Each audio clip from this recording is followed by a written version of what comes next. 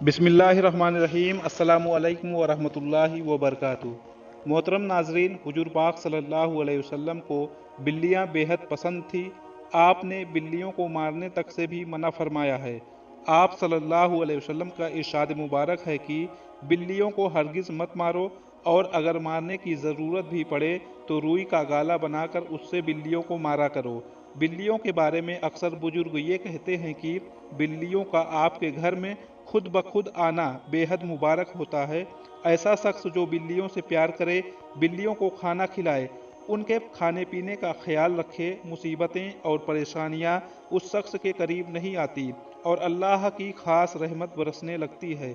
इस वीडियो में हम आपको बताएंगे कि हमारे प्यारे नबी करीम सल्लल्लाहु अलैहि वसल्लम ने बिल्लियों के बारे में क्या इरशाद फरमाया है।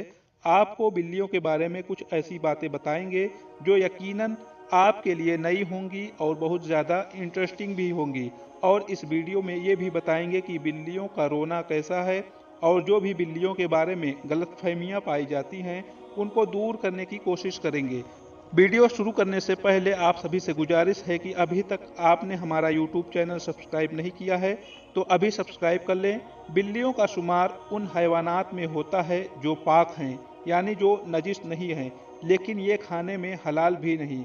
बिल्लियों को जिस मौजूदा शक्ल में हम देखते हैं, बिल्लियां शुरू से ऐसी नहीं थी, बल्कि अफ्रीकी बिल्लियों को लेकर सुधारा गया। बाद में इन्हें पालतू बना लिया गया। मौजूदा जितनी भी बिल्लियां हैं, अफ्रीकी बिल्लियों की पालतू शक्ल हैं। सबसे पहले मिस्र में तकरीबन 4000 साल पहले बिल्लियों को पालतू बनाकर रखने का सिलसिला शुरू हुआ। बाद में यह सिलसिला पूरी दुनिया में फैल गया, क्योंकि बिल्लियों के रखने के बहुत सारे फायदे थे। हमारे मोहल्ले में अक्सर लोग बिल्लियों पर जुल्म करते हैं। अगर कोई बिल्ली गलती से उनके घर घुस आए तो जो उनके हाथ आता है वो चीज़ पकड़कर बिल्ली पर मार दी जाती है।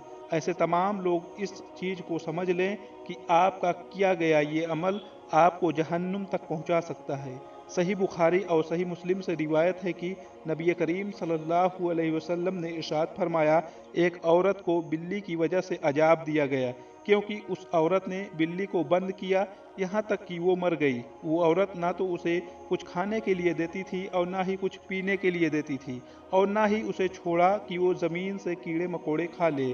तो वो औरत बिल्ली की वजह से जहन्नम में दाखिल हो गई। वैसे तो अल्लाह ताला ने बिल्ली को इतना कमज़ोर नहीं बनाया, लेकिन अगर बिल्ली के पेट पर मारा जाए तो बिल्ली को अंदरूनी ज़ख्म हो सकते हैं जो बाद में इन्फेक्शन की सूरत इख्तियार कर सकते हैं, और इससे बिल्ली की मौत हो सकती है। इसलिए ऐसे तमाम लोगों को कहना चाहेंगे कि बिल्ली को हरगिज़ न मारें, क्योंकि नबी करीम सल्लल्लाहु अलैहि वसल्लम ने इस अमल से मना फरमाया है। बिल्ली एक पालतू जानवर है, इसे आप घर में रख भी सकते हैं और पाल भी सकते हैं। जिस घर में बिल्ली होती है उस घर में अल्लाह ताला की जानिब से बरकत और रहमत नाजिल होती है। बिल्ली हरगिज़ भी नजिस या नापाक नहीं। अबू दाऊद से रिवायत है कि एक औरत ने हज़रत आयशा रज़ी अल्लाह ताला अन्हा को हरीसा भिजवाया, तो आप नमाज पढ़ रही थी तो आपने उस औरत को इशारा किया कि इसे रख दे, तो उतने में एक बिल्ली आई और उसमें से खा गई। हज़रत आयशा रज़ी अल्लाह ताला अन्हा जब नमाज से फारिग हुई तो हरीसा को उसी जगह से खाया जिस जगह से बिल्ली ने खाया था, और फरमाया, बिला सुबह आप सल्लल्लाहु अलैहि वसल्लम ने फरमाया है, बिल्ली पलीद या नजिस नहीं, बल्कि ये तुम पर आने जाने वालियाँ हैं। हज़रत आयशा रज़ी अल्लाह ताला अन्हा बयान करती हैं कि मैंने नबी करीम सल्लल्लाहु अलैहि वसल्लम को बिल्ली के बचे हुए पानी से वज़ू करते देखा है।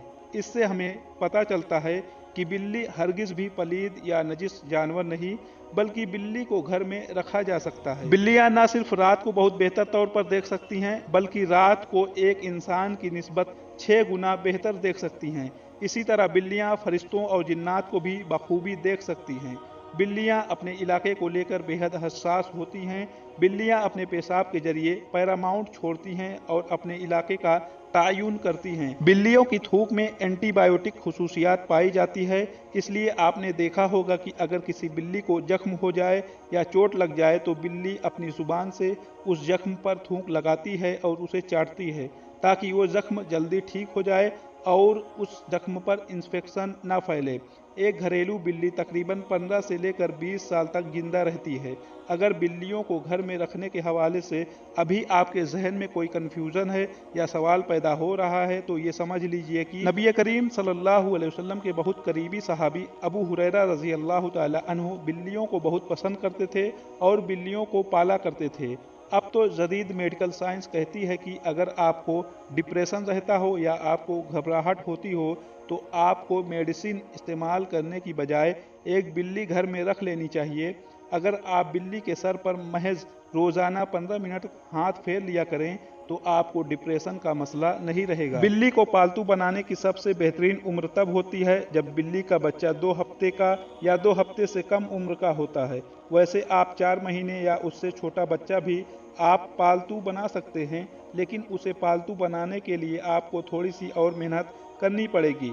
हमारे यहाँ बिल्ली के रोने को लेकर बहुत सी गलतफहमियां पाई जाती हैं। बहुत से लोग कहते हुए आपको मिलेंगे कि अगर बिल्ली किसी के घर के सामने रो रही है तो खुदा न खास्ता उस घर में किसी की मौत होने वाली है।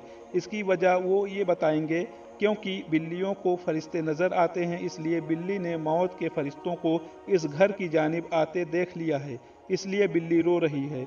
ये बिल्कुल बेबुनियाद बात है, इसमें कोई किस्म की कोई सच्चाई नहीं है। असल में जब बिल्ली रोती है इसकी बहुत सारी वजह होती है। अक्सर बिल्लियां सर्दी की वजह से चिल्ला रही होती हैं जो हमें रोना लगता है। इसी तरह जब 2 बिल्लियां खाने को लेकर लड़ती हैं तब भी हमें ऐसा लगता है कि बिल्लियां रो रही हैं, लेकिन असल में वो लड़ रही होती हैं। इसी तरह अगर 2 नर बिल्लियां आमने सामने आ जाएं तब भी वो अपने इलाके को लेकर लड़ती हैं और हमें ऐसा लगता है कि वो रो रही हैं, लेकिन असल में वो लड़ रही होती हैं। इसी तरह हम इंसानों को लगता है कि बिल्ली म्याऊं करके बात करती है, लेकिन बिल्ली म्याऊं करके आपको मुखातिब कर रही होती है। आपस में बिल्ली म्याऊं करके कभी भी बातचीत नहीं करती। एक बिल्ली एक दिन के दौरान 16 से 18 घंटे तक सो सकती है। बिल्ली इंसान के बनिस्बत 40 गुना ज़्यादा सूंघ सकती है। अक्सर आपने देखा होगा कि बिल्लियां अपने ज़बान से अपने जिस्म को चाट कर साफ करती हैं और इस अमल में वो बहुत देर तक लगी रहती हैं। असल में वो अपने जिस्म से आपकी बू दूर कर रही होती हैं। इसी तरह अगर पालतू बिल्ली आपसे चिपकती है, आपके साथ अपने जिस्म को रगड़ती है, तो इस तरह वो अपने जिस्म की बू आपके जिस्म पर छोड़ रही होती है, जिसके ज़रिए वो दूसरी बिल्लियों को बताने की कोशिश करती है कि आप पर उसका ज़्यादा हक है। पालतू बिल्लियों को उनके नाम की पहचान होती है। अगर आप पालतू बिल्ली को उसके नाम से बुलाते हैं तो पालतू बिल्ली ये बखूबी जानती है कि आप उसे बुला रहे हैं, लेकिन अगर उसके बावजूद भी वो आपकी तरफ मुतवज्जा नहीं होती तो इसका मतलब है कि आपकी बिल्ली आपको इग्नोर कर रही है। यहाँ आपको ये भी बताते चलें कि बिल्लियाँ बहुत ज़्यादा मूडी होती हैं। अगर उनका मूड होगा तभी वो आपके साथ खेलेंगी, अगर उनका मूड नहीं होगा तो आपकी तरफ देखेंगी भी नहीं। आप अक्सर लोगों को ये भी कहते हुए सुनेंगे कि काली बिल्ली मनहूस होती है। अगर काली बिल्ली आपका रास्ता काट जाए तो आपको उस रास्ते पर मजीद आगे नहीं बढ़ना चाहिए, बल्कि वापस मुड़ जाना चाहिए। अगर आप ऐसा नहीं करते तो आपके साथ कुछ बुरा हो सकता है। बहुत सारे कल्चर में काली बिल्ली के बारे में इसी किस्म की बातें पाई जाती हैं, लेकिन इन बातों से इस्लाम का कोई ताल्लुक नहीं। काली बिल्लियां मनहूस होती हैं, इस बात पर यकीन रखना खिलाफे इस्लाम है। इस्लाम तो हर जानदार के साथ सिला रहमी का दर्स देता है। ऐसे वाक़या आपने ज़रूर सुने होंगे जिसमें बयान किया जाता है कि फला शख्स ने बिल्ली को दूध पिलाया या बिल्ली को खाना खिलाकर उसकी जान बचाई या किसी भी जानवर के साथ सिला रहमी की तो अल्लाह ताला ने उसके हालात बदल दिए। अल्लाह ताला ने उस पर आई मुसीबतें और अजाब ख़त्म कर दिए। ऐसा ही एक वाक़या मैं आपको बताता हूँ। एक शहर में एक औरत हुआ करती थी जो बेहद गरीब हुआ करती थी। उसका घराना बेहद मुफलिसी में ज़िंदगी बसर कर रहा था। उस औरत का ये मामूल था कि रात को जो भी खाने पीने की चीज़ बच जाती, सूखी रोटियां बच जाती या कुछ और चीज़ बच जाता, वो जानवरों को डाल देती। भूखे जानवर जिसमें बिल्लियां भी शामिल थीं, कुत्ते भी शामिल थे और दीगर जानवर भी थे, वो उस खाने को खा लिया करते थे। शायद कोई भूखा जानवर ही था जिसकी जान उस औरत ने बचा ली थी, देखते ही देखते उस घराने की हालात ऐसे तब्दील होते हैं कि आपको बयान करना भी मुश्किल है। नबी करीम सल्लल्लाहु अलैहि वसल्लम अपने कुछ सहाबा के साथ एक सफ़र पर जा रहे थे कि दौरान सफ़र एक सहाबी को किसी परिंदे का एक घोंसला नज़र आता है। वो सहाबी उस परिंदे के घोंसले से अंडे निकाल लेते हैं। नबी करीम सल्लल्लाहु अलैहि वसल्लम जब ये तमाम मामलात देखते हैं तो आप उस सहाबी से फरमाते हैं कि इस परिंदे के अंडे फ़ौरन उस घोंसले में वापस रख दो। कोशिश करें कि आप परिंदों को दाना डालें, पानी डालें, भूखे जानवरों को खाना डालें। हो सकता है किसी भूखे जानवर की जान आप बचा लें और उस जानवर की दुआ आपको कहां से कहां पहुंचा दे।